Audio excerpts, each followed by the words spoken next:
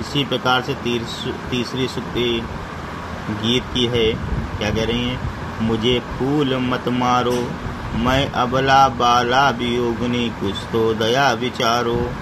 होकर मद के मीत मदन पटु, तुम कटु गरल नगारो। मुझे विकलता तुम्हें विफलता, ठहरो स्वयं परिहारो। नहीं भोगनी यह मैं कोई, जो तुम जाल पसारो। बल हो तो सिंदूर बिंदु, यह हर नेत्र निहारो। रूप दर्भ कंदर्भ तुम्हें जो, मेरे पति परवारो। लो ये मेरी चरण दूर, उस रति के सिर पर दारो।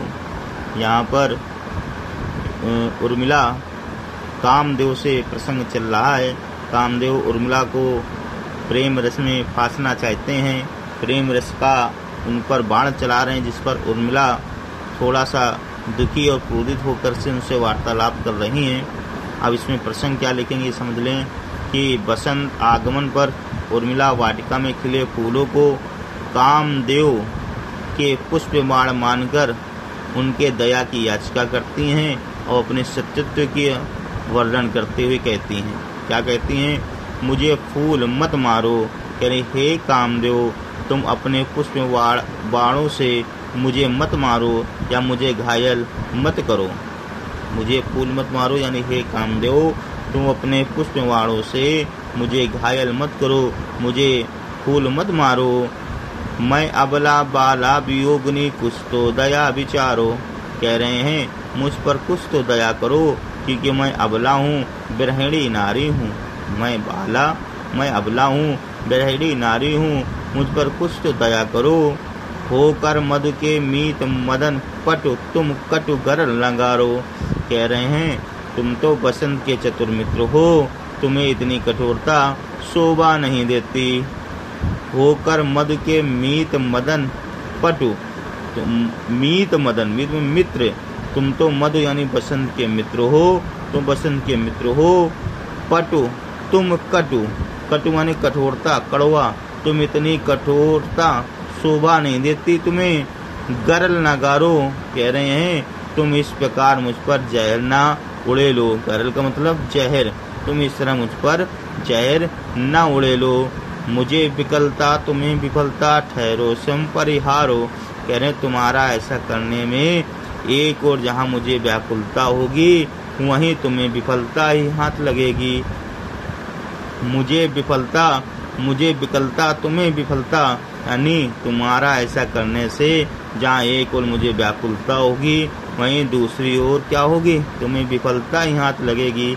ठहरो स्वयं परिहारो, क्योंकि मैं कोई भोगलासा क्योंकि ये करने से तुम्हारा क्या होगा, कह रहे ना श्रम परिहारो, श्रम जो कर रहे हो परिश्रम कर रहे हो हार जाओगे तभी विफलता हाथ लगेगी, तो रुक जाओ।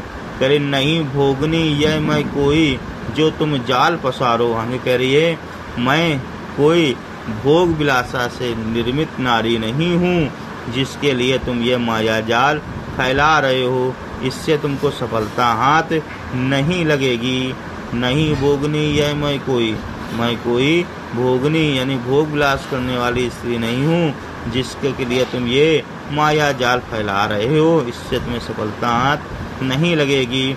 बल हो तो सिंदूर बिंदु, ये हर नेत्र निहारो।